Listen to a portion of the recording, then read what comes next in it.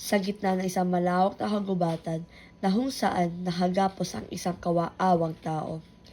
Nalabis na nababalutan ng takot at pag-alala ang mga mata. Nababawasan na siya ng hininga sa labis na higpit ng pagkatali nito mula sa puno ng higera.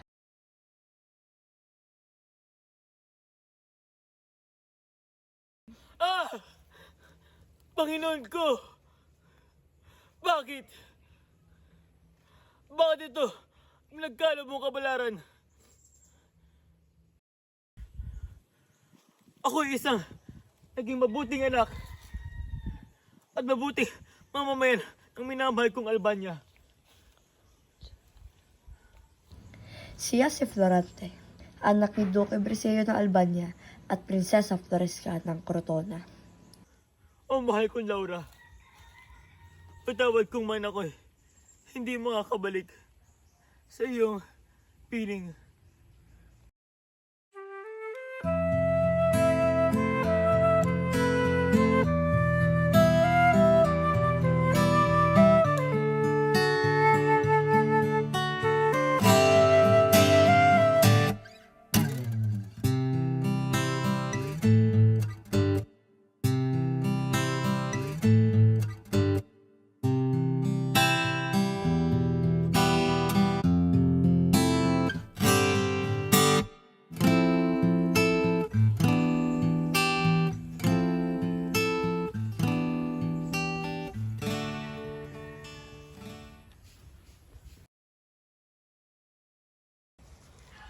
May isang Persyanong Moro na malapit sa kinalalagayan ni Florante.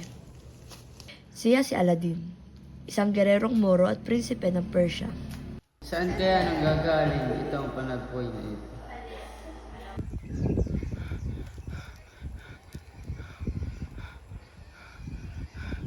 Laura, aking mahal, at Albanyang aking sinilangan. Baka ako'y magpapaalam na. Sa akala ni Florante na walang liligtas sa kaniya, bigla ang dumating ang gererong Moro na si Aladdin. Siya ba ay aking ililigtas? Ngunit siya ay isang kaaway ng aking relihiyon. Sa hindi pagdadalawang isip ay tinulungan ito ni Aladdin na may lakas ng loob.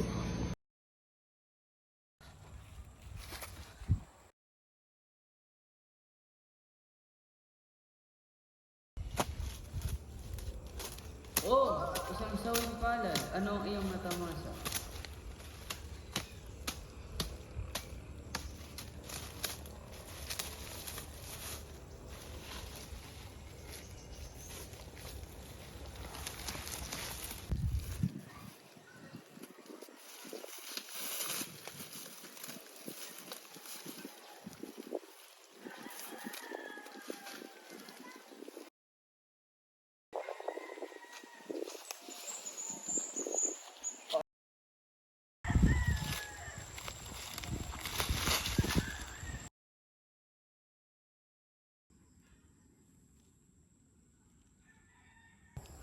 Laura, mahal ko? Isang Moro? Isang kaaway? Pero bakit mo ako iligtas sa binggit ng aking kamatayan? Sapagkat walang kaaway sa panahong ito. Ako nga pala si Aladdin. Ako nga pala si Brente. Utang na loob ko ang buhay ko sa iyo, kaibigan. Labis ako nagpapasalamat sa kagandahang loob mo.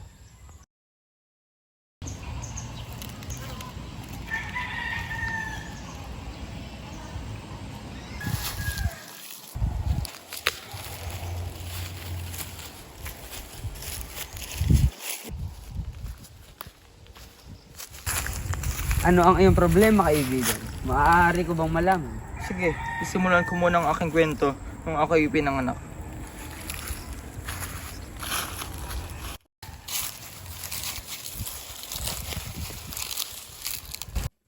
Ako ay pinanganak sa bayan ng Albania, kung saan naninirahan ang aking ama na si Duque Berceo. At ang aking ina naman na si Prinsesa Floresca ay naninirahan sa Crotona. Simula nung bata pa lamang ako, ay muntik na akong dagitin ng isang mabangis na buitre.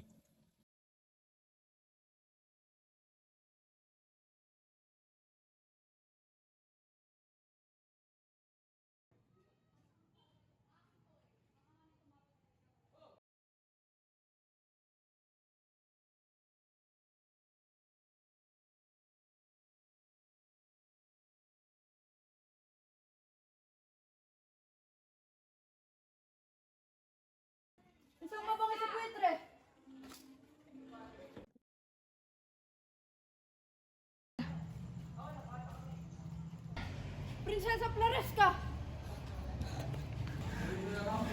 Paumanin pong hindi ko nakita ang isang malaking mabangis sa buwitres. Ayos lamang. Mabuti na lamang at nabigay ko ang aking anak sa isang kawal.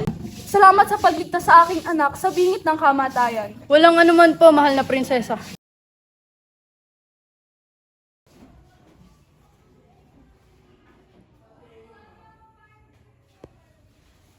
Bakit kailangan niyo pang umalis? Dahil mas maganda ang pagtuturo roon. Kung hindi siya mag-aaral, paano kanya magiging kinabukasan?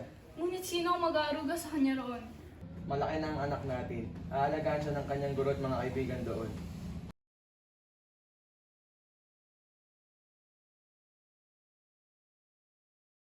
Malipas ng ilang oras, inakumbinse na rin ang aking ina.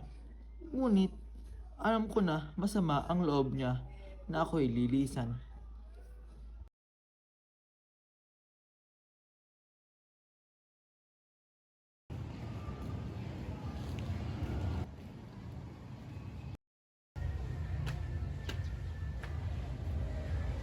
Maligayang pagdating sa Rande, nagagalak kitang makilala. Ako nga pala si Angelon. Ako ang magiging guro mo dito sa ating asisyon. Salamat po sa matamis niyong bati.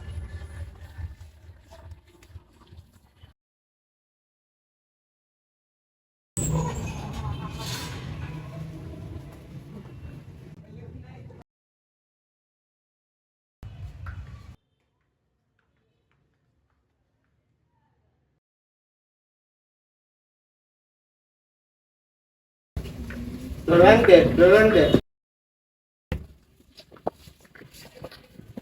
Binabati kita.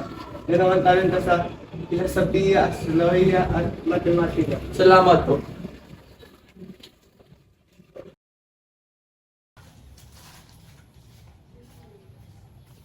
Nagkakaroon ng pagsasadula ng trahedya ng dalawang apo. Si Florante ang mangunguna bilang Paulinus at si Adolfo bilang Eteocles.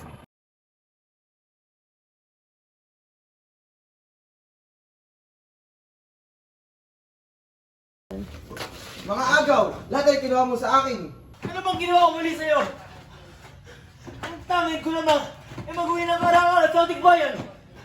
Kinuha mo na lahat sa akin. Di maaari. Dapat kang mamatay. Adolfo, kumalma ka. Hindi ka dapat nagkakaganyan.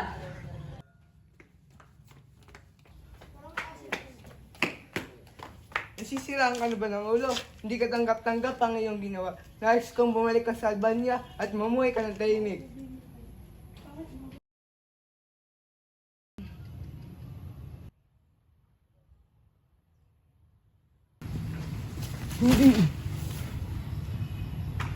Hindi! Mahal kong ina. Bakit? Bakit mo ko iniwan?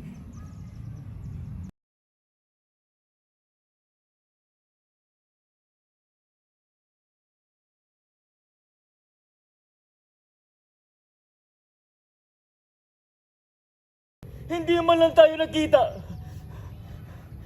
sa mahabang panahon. Maestro, paalam na po.